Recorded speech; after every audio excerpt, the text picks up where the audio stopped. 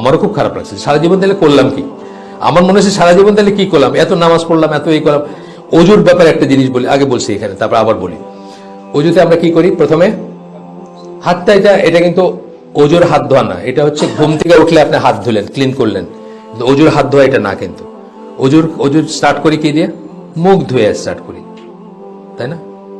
মুখ ধুয়ে স্টার্ট করি, তারপরে কিন্তু আমরা হাত ধুই, তারপরে মাথা মুছে করি, তারপরে পা ধুই, তাই না?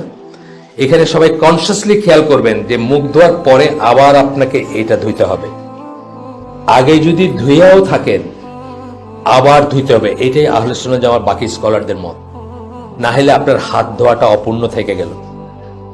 মুখটা হচ্ছে 1 নম্বর স্টেজ, মুখ ধুইলেন, নাকে পানি দিলেন, কুলি করলেন, সবকিছু হলো 1 নম্বর।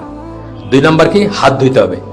সেই হাত ধোয়ার সময় আপনাকে এইটা ধুইতে হবে। যদি আপনি ঘুম থেকে ওইটা প্রথম হাতটা ধুইছেন পানি দিয়ে, সেটা হলো কি, আপনার হাত কোনো নাপাক জিনিস বা কোনো জায়গায় স্পর্শ করতে পারে, শরীরেরই কোনো জায়গায় ময়লা জায়গায় স্পর্শ করতে পারে ঘুমের ভিতরে।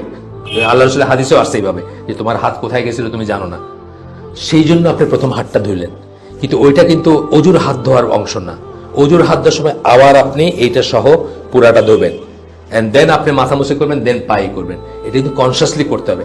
যখন আপনি এটা জানলেন, আপনি কি এখন তর্ক করবেন যে না না না আমরা হানাফিরা ওই পয়লা ধুইছি ওইটা দিয়ে হয়ে গেছে, বলবেন? বলবেন না।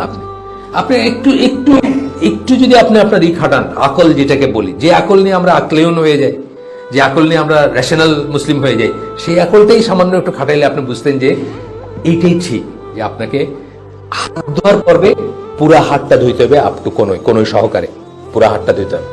তো যাই হোক, এটা আমি জাস্ট প্রসঙ্গত বললাম, কারণ আমার নিজের হয়তো 40-50 বছরের অজু, কিন্তু বয়স পর্যন্ত অজু তওবা করছি। এবং একজন মুজতাহিদ আলেম যেহেতু বলছেন, আমার একটা অজ্ঞতার অজুহাত থাকতে পারে, বা একজন মুজতাহিদ আলেমকে আমি ফলো করছি, সেখানেও একটা পয়েন্ট আছে।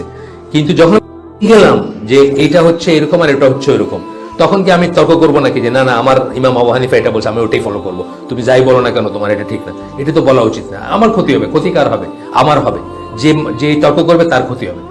তো যাই হোক,